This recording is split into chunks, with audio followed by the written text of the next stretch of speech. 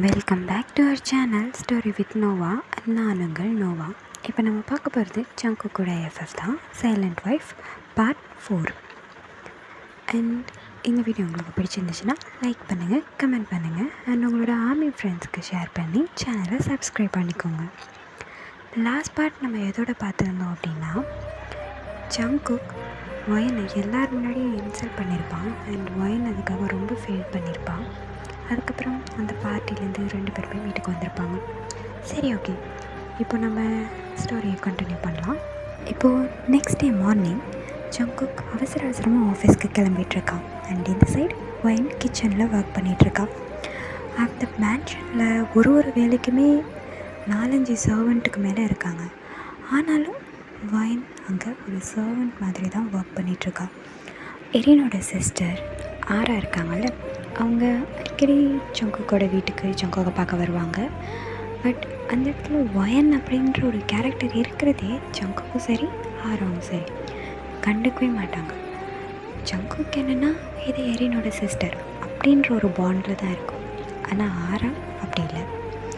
ஆராக்கு Jungkook மேலே லைட்டாக ஒரு ஆசை, இல்லை ரொம்ப பெரிய அப்சஷன்னு கூட சொல்லலாம். அவளுக்கு இது நம்ம மாமா, நம்ம அக்காவுக்கு அடுத்து நமக்கு தானே இருக்கு உரிமை. இவன் என்ன புதுசாக எங்கேருந்தோ வந்து இவன் இப்போது மாமாவை கல்யாணம் பண்ணிக்கிட்டாளே அப்படின்னு அவள் அடிக்கடி யோசிப்பாள். ஒரு டைம் அவள் வரும்போதும் ஏதாவது ஒரு வழியில் ஒயனை இன்சல்ட் பண்ணிட்டே தான் இருப்பாள். லைக் சர்வன்ஸ் முன்னாடி அவளை ரொம்ப இன்சல்ட் பண்ணுறது, அந்த மாதிரிலாம். ஒரு நாள் டின்னர் அப்போ ஒயன் அண்ட் மற்ற சர்வெண்ட் எல்லாருமே சர்வ் பண்ணிகிட்டு இருந்தாங்க. அங்கே ஆரா அண்ட் ஜங்குக், அவங்களோட அப்பா அம்மா, அதாவது ஜங்குக்கோட அப்பா அம்மா 4 பேரும் உட்காந்து சாப்பிட்டுட்டு இருந்தாங்க. அப்போது ஜங்குக்கோட அம்மா, வயன் நீ ஏம்மா சர்வ் பண்ணிகிட்ருக்க, வா நீயும் வந்து உட்காரு. இல்லை இல்லை ஆண்டி, பரவாயில்ல, நீங்களாம் சாப்பிடுங்க, நான் அப்புறம் சாப்பிட்றேன். அட என்ன வயன், வாமா. அம்மா என்னடா ஜெகே, என்ன இப்போது வயன் வந்து உட்காந்தா என்ன? அம்மா ப்ளீஸ் நீங்கள் சாப்பிட்றீங்களா, எதுக்கு தேவையில்லாத வேலைலாம் பண்ணுறீங்க? அப்போது வயன், ஆண்டி ப்ளீஸ் வேண்டாம் விடுங்க, எனக்கு இப்போது பசிக்கல ஆண்டி, நான் அப்புறம் சாப்பிட்றேன், எனக்காக நீங்கள் 2 பேரும் சண்டை போட்டுக்க வேண்டாம் அப்படின்னு சொல்கிறீங்க. அப்போது ஆரா, பார் வயன், ஒன்று மாமா லவ் பண்ணி விரும்பி கல்யாணம் பண்ணிக்கல, நீ என்ன ரொம்ப ஓவரா டே மாமாவோட லவ்வபிள் ஒய்ஃப் மாதிரி 2 பேரும் சண்டை போடாதீங்க அப்படிங்கிற, நீ சொன்னால் மாமா கேட்கணுமா அப்படின்னு சொல்கிறாங்க. அப்போ அந்த இடத்துல ஜங்குக்கோட அம்மா, ஆரா இப்போ எதுக்கு அவகிட்ட அந்த மாதிரி பேசுகிறேன்? ஆண்டி பின்ன என்ன, அவள் மாமாவுக்கு ஆர்டர் பண்ணுறான், she should remember her please aunty, இல்லைன்னா இப்படி தான் தலை மேலே ஏறி உட்காருவான் அப்படின்னு சொல்கிறான். பட் அவள் அப்படி பேசினதும் வயனுக்கு எந்தளவுக்கு ஹர்ட் ஆச்சோ இல்லையோ, அந்த இடத்துல ஜங்குக் அமைதியாக இருந்தது ரொம்பவே ஹர்ட் ஆனிச்சு. ஏன்னா இந்த இடத்துல ஜங்குக் அவளுக்காக ஏதாவது ஒரு வார்த்தை பேசியிருக்கலாம் அப்படின்னு அவன் நினைக்கிறான். ஆனால் அந்த இடத்துல ஜங்குக் ரொம்ப சைலண்ட்டாக சாப்பிட்டுட்ருக்கான். அது அவள் சொன்ன வார்த்தையை விட அந்த சைலண்ட் அவளை ரொம்ப ஹர்ட் ஆகுது. ஓகே, இப்போ அப்படியே ஒரு 4-5 நாளை ஸ்கிப் பண்ணுவோம். இப்போது கீழே இருந்து ஜங்குக்கோட அம்மா வயனை கூப்பிடுறாங்க. வயன், வயன் எங்கேம்மா இருக்க?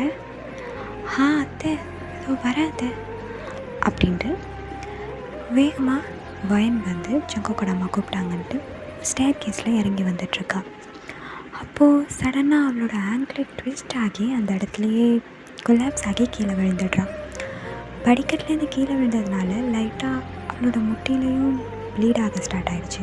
அப்போது ஆரா அண்ட் ஜங்குக் 2 பேருமே அங்கே ஹாலில் இருக்கிற சோஃபாவில் உட்காந்து ஆஃபீஸ் ஃபைல்ஸில் இருக்கிற டவுட்ஸ் எல்லாம் ஜங்குக் ஆராவுக்கு கிளாரிஃபை பண்ணிகிட்டு இருந்தான். அப்போது ஆரா பார்த்துட்டு, மாமா அங்கே பார்த்தீங்களா என்ன, திரும்பவும் அவளோட ட்ராமாவை ஸ்டார்ட் பண்ணிட்டான். இந்த ஸ்டேர் கேஸில் அவள் தடுக்கி விழுந்துட்டாலாம். போங்க மாமா, உங்கள் ஒய்ஃப் கீழே விழுந்துட்டாங்க, போய் தூக்குங்க அப்படின்னு சொல்கிறான். ஸோ ஆரா இந்த மாதிரி சொன்னது கேட்டதும் ஜங்குக் ரொம்ப இரிட்டேட் ஆகிட்டான். ஏன் இந்த மாதிரி அட்டென்ஷனை கெட் பண்ணுறதுக்கு எவ்வளோ துடிக்கிற வயன்? ஏன் இப்படி பண்ணிகிட்ருக்க? எனக்கு ஒன்றை பார்த்தாலே எரிச்சலாக வருது. இங்கேருந்து தயவு செஞ்சு ஏஞ்சி போயிடு. நடிச்சிட்டு இருக்காது. உன் நடிப்பெல்லாம் போதும். என்னால் சகிக்க முடியல. ஸோ அந்த இடத்துல வயனால் சுத்தமாக எந்திரிக்கவே முடியல. ஏன்னா அவளோட ஆங்கிள் ட்விஸ்ட் ஆனதுனால அவளால் ஸ்டடியாக நிற்க முடியல, சப்போர்ட் கொடுத்து எந்திரிக்க முடியல. ஸோ அந்த இடத்துல அவள் ரொம்ப ஹர்ட் ஆகி பெயின், அவள் காலோட பெயின் கூட அவளுக்கு அந்த இடத்துல தெரியல. ஜங்குக் அவளை ஹர்ட் பண்ணது தான் ரொம்ப பெயினாக இருக்குது. சாரி ஜங்குக், நான் வேணும்னே கீழே விழலை. போதும், முதல்ல எழுந்துப்போ. சரி ஜங்குக், நான் போகிறேன் அப்படின்னு சொல்லிட்டு வயன் உடனே கிச்சனுக்குள்ளே போயிட்டாங்க. இதே மாதிரி ஆரா ஒரு டைம் வரும்போதும் ஜங்குக்கு வயனை ஏதாவது ஒன்று சொல்லி ஹர்ட் பண்ணிகிட்டே தான் இருக்கா. அண்ட் ஆல்சோ ஜேகேக்கிட்டேயும் ஏதாவது ஒன்று தேவையில்லாத விஷயங்களை பேசி அவனை கோவப்படுத்தி வயனை திட்டு வாங்க வச்சுட்டு தான் இருக்கா. அண்ட் இப்போது ஒரு 1 month கழிச்சு ஜங்குக் ஒரு மீட்டிங்காக அவசரமாக கிளம்பி ஆஃபீஸ் போயிட்டான். ஆஃப்டர்நூன் போல் ஒரு 1-2 மணி அந்த மாதிரி டைமில் வீட்டுக்கு கால் பண்ணுறான். அவனோட அம்மா அட்டென்ட் பண்ணுவாங்கன்னு நினச்சி கால் பண்ணுறான். அப்போது அந்த காலை வயன் தான் எடுக்கிறேன். ஹலோ அம்மா, நான் என்னோடய ரூமில் எல்லோ கலரில் ஒரு ஃபைலை நான் மிஸ் பண்ணிட்டு வந்துட்டேம்மா. ப்ளீஸ்மா அதை மட்டும் கொண்டு வந்து கொடுத்துருங்க. ஏன்னா இன்னும் ஒரு 1 hourல எனக்கு மீட்டிங் ஸ்டார்ட் ஆகிடும். சீக்கிரமாக யார்கிட்டையாவது கொடுத்து அந்த ஃபைலை கொடுத்து அனுப்புங்க.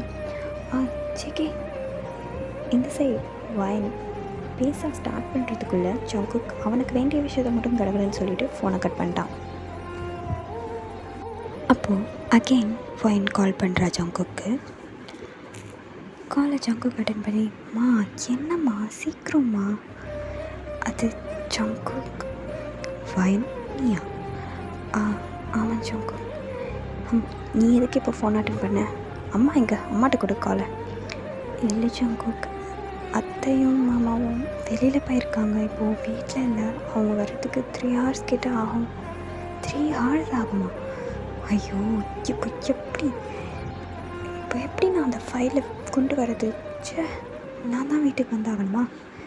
வேணா நான் எடுத்துகிட்டு வரவா? எதுக்கு? எங்கள் ஆஃபீஸ்க்கு வந்து நீ தான் என் ஒய்ஃபு அப்படின்ட்டு இங்கே இருக்கிற எம்ப்ளாயிஸ்லாம் ரெஜிஸ்டர் பண்ணணும்னு நினைக்கிறியா? தேவையே இல்லை. நீ என் ஒய்ஃபுங்கிறது இங்கே யாருக்கும் தெரியாமலே இருக்கட்டும். செக்கி, இப்போ அதுக்காக என்ன தான் பண்ண முடியும்?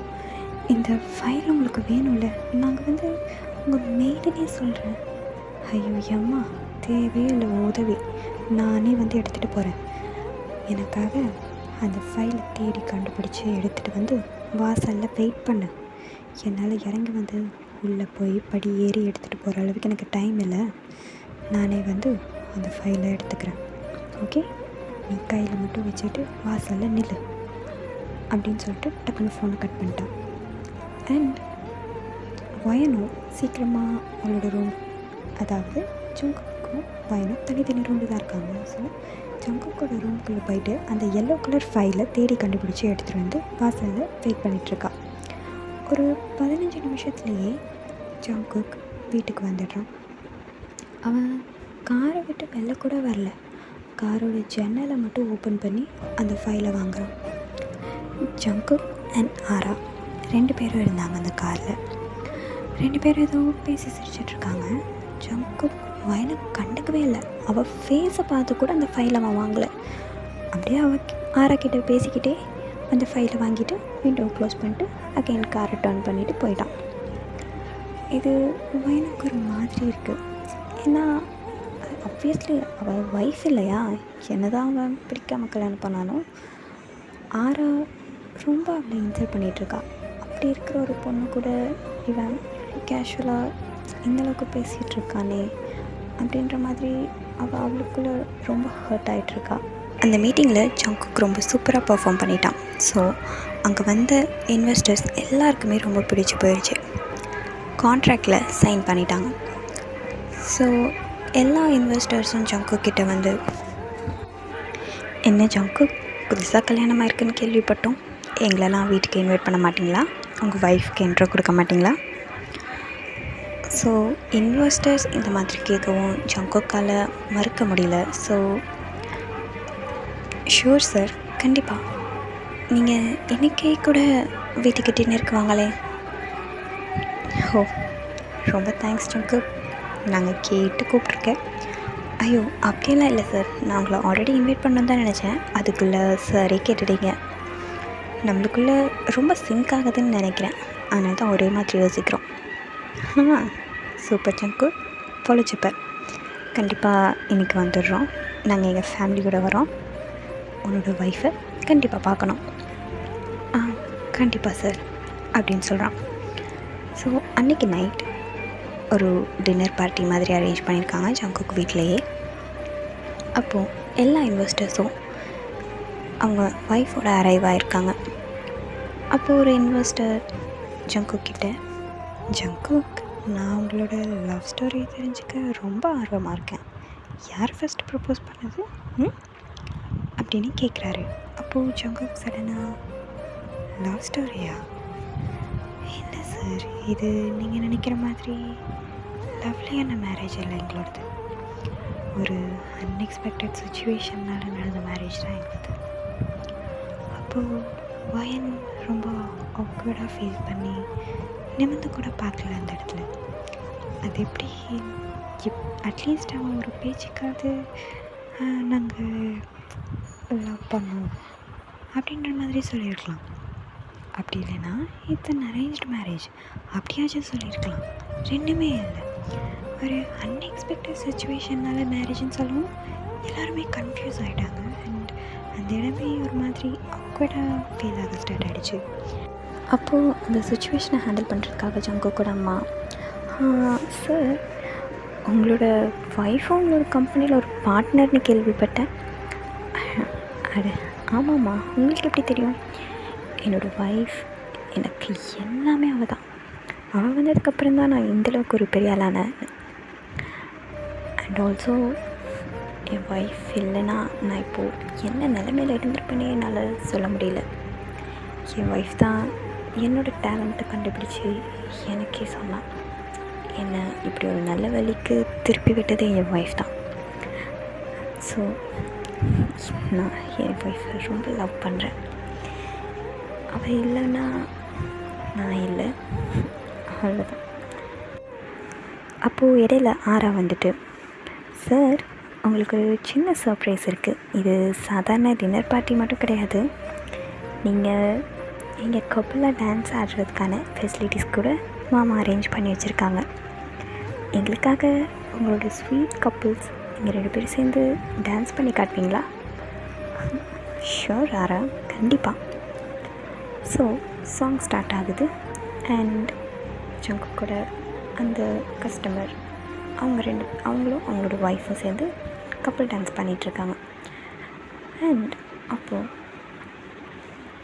அந்த கஸ்டமரோட ஒய்ஃப் சொல்கிறாங்க, சார் என்ன எங்களை மட்டும் ஆட சொல்கிறீங்க, நீங்களும் உங்கள் ஒய்ஃப் கூட ஆடுங்க சார் அப்படின்னு சொல்கிறாங்க.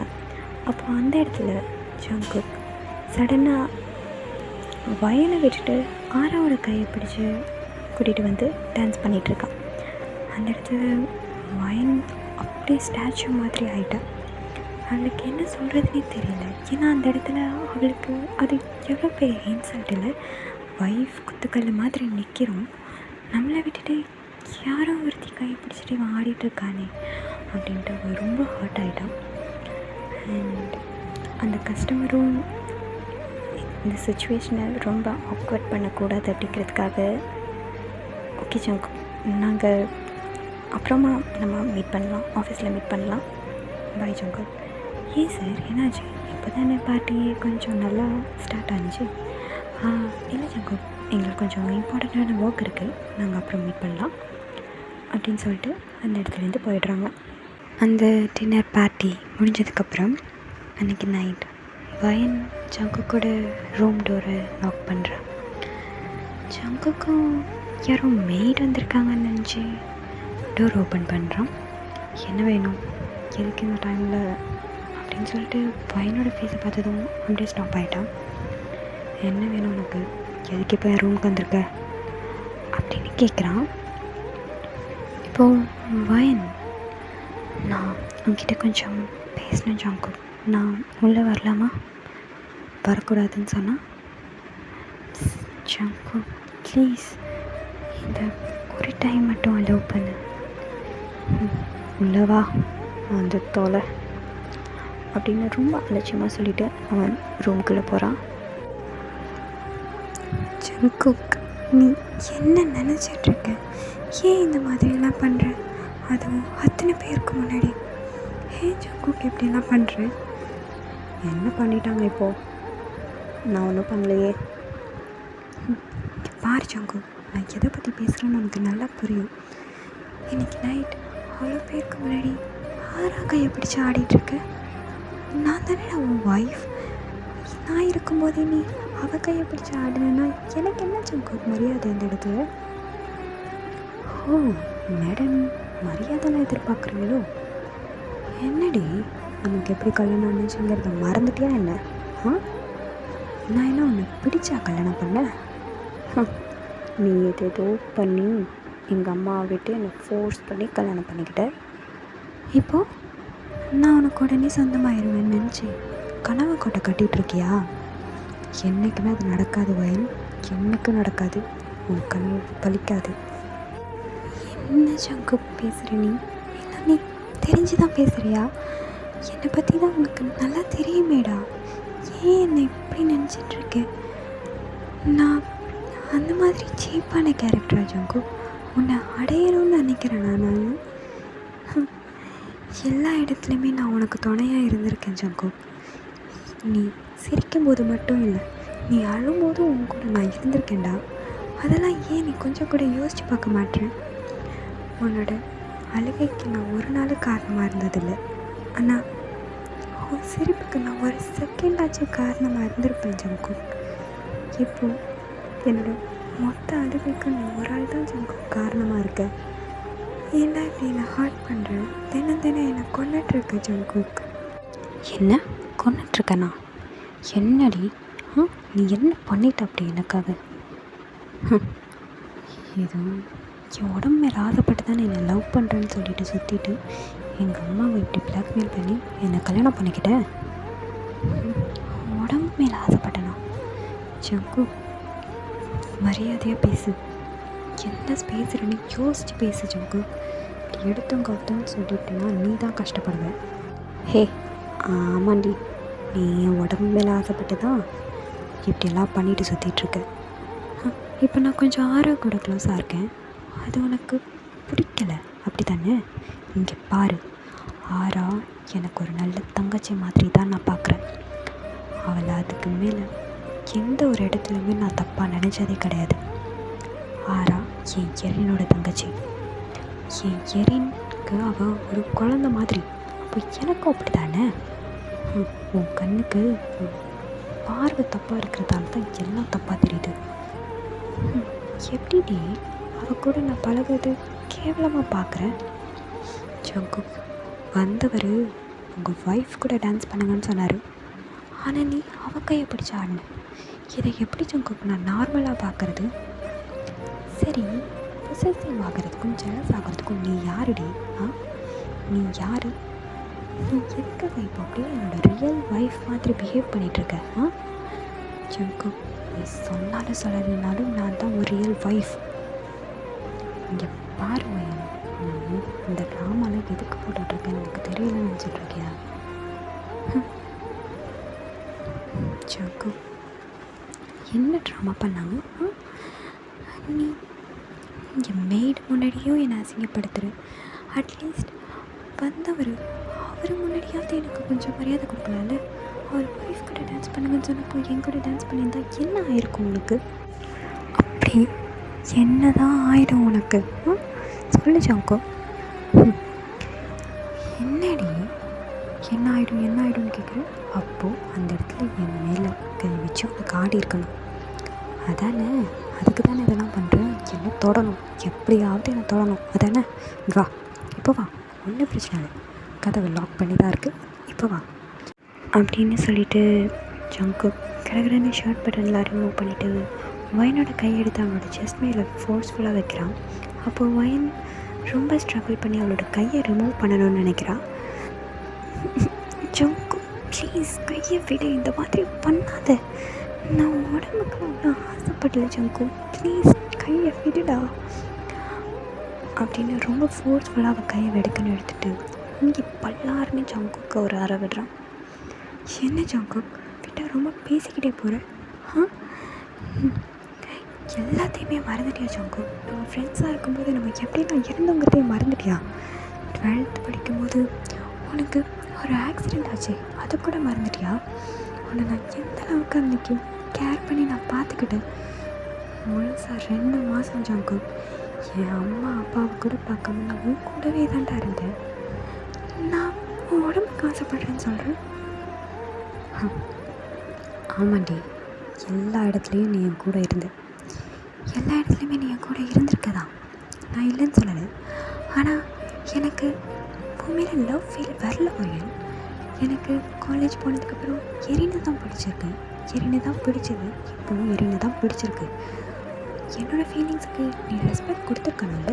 என்னை நீ நிஜமாகவே லவ் பண்ணுறேன்னா நீ எரினுக்கு என்னை விட்டு கொடுத்துட்டு போயிருக்கணும்ல. ஐயோ ஜங்கு, உனக்கு நான் எப்படி சொல்லி புரிய வைப்பேன்? நான் உன்னை எரினுக்குன்னு விட்டு கொடுத்துட்டு போயிட்டேன்டா. நான் உன்னை பற்றி அந்த மாதிரி எனக்கு யோசிக்கிறதே இல்லை. இது தெரியாமல் நடந்த ஒரு ஆக்சிடெண்ட்ரா. இப்போது என்னன்னா நீ என்ன நான் பிளான் பண்ணி எல்லாம் பண்ண மாதிரி பேசிகிட்டு இருக்கேன் ஜங்கு. ஆமாம், பிளான் பண்ணி தான் பண்ணியிருக்கேன்.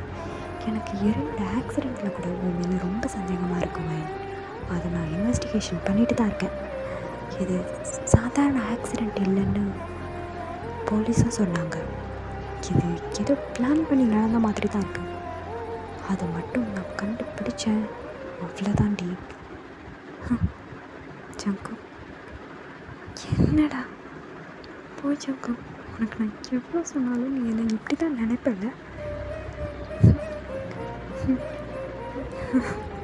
என்ன சொல்கிறதுன்னு தெரியலடா.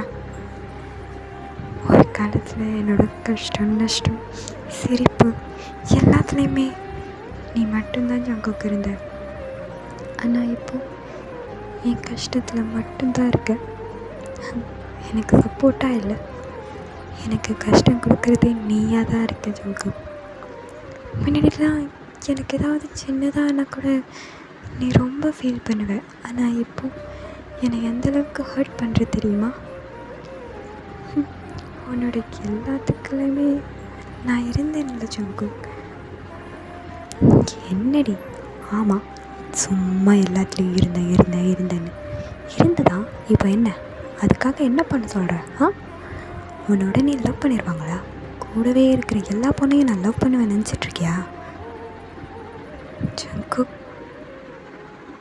நான் உன்னை அப்படி சொல்லலடா. ஆமாம், நீ அங்கே இருந்த, அவ்வளோதான். ஓகே, சும்மா வந்துட்டு நான் இருந்தேன்ட்டு அப்படியே பில்டப் பண்ணிகிட்டு இருக்காத. என்னோடய கஷ்டமான பீரியடில் என் அம்மா கூட தான்ட்டு என் கூட இருந்தாங்க. அவங்க அதை சொல்லி காமிச்சிட்டு இருக்காங்களா?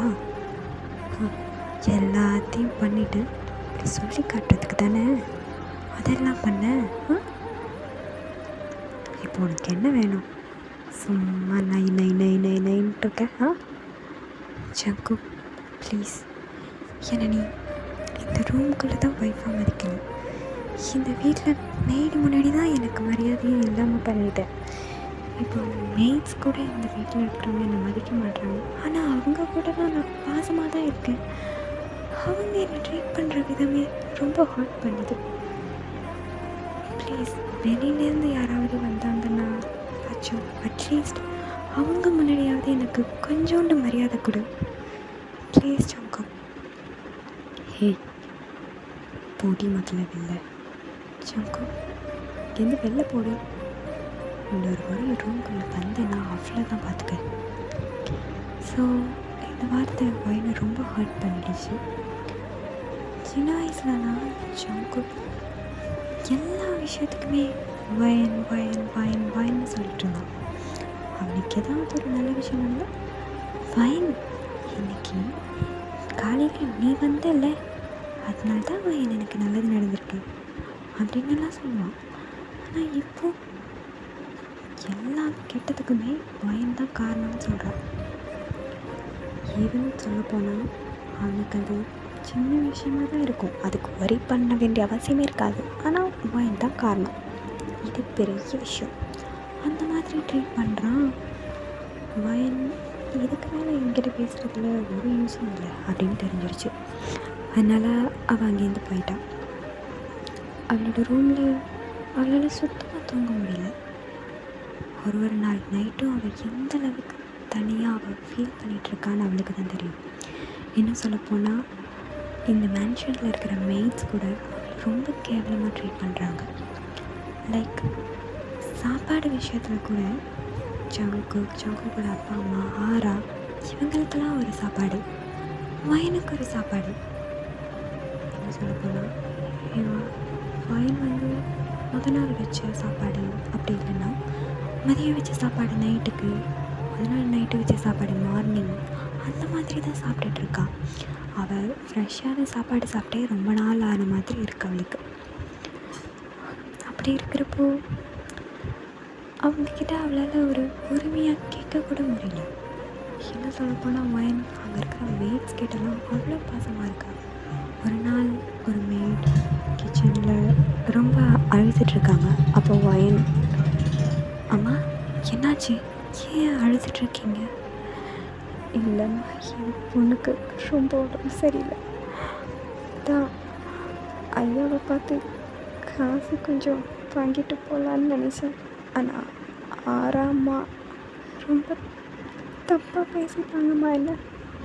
என்ன சொல்கிறீங்க? ஆறாவா? அவன் என்ன சொன்னான்? உங்களுக்கு தான் மாதம் மாதம் சம்பளம் கொடுக்குறோன்னு, அப்படி இருந்தால் உங்களுக்கு பத்தாயா? இப்படி இவங்களுக்கு உடம்பு சரியில்லை, அவங்களுக்கு உடம்பு சரியில்லைன்னு சொல்லி எங்கள் மொத்த காசையும் நீ வாங்கிட்டு போயிடலான்னு இருக்கியா? அதெல்லாம் வாங்கிட்டு போய் என்ன பண்ணிகிட்ருக்க அப்படின்னு ரொம்ப ரொம்ப தப்பாக பேசுகிறாங்கம்மா. என்னங்க ஆண்டி, இது என்னோட ரிங், இந்த ரிங்கை வச்சு ஏதாவது பண்ணுங்கள். இப்போ உங்கள் கையில் காசு இல்லை, இருந்தால் நான் காசாகவே கொடுத்துருப்பேன். இந்த ரிங்கை வச்சு பொண்ணு ஹாஸ்பிட்டல் செலவெல்லாம் பார்த்துக்கோங்க. ரொம்ப நன்றிவா. 1 வீக் கழிச்சு தான் அந்த மெய்ட் வராங்க. ஆனாலும் வயன் அவங்கள பார்த்து சிரிக்கிறப்போ அந்த மெய்ட் கண்டுக்காமல் போயிட்டாங்க.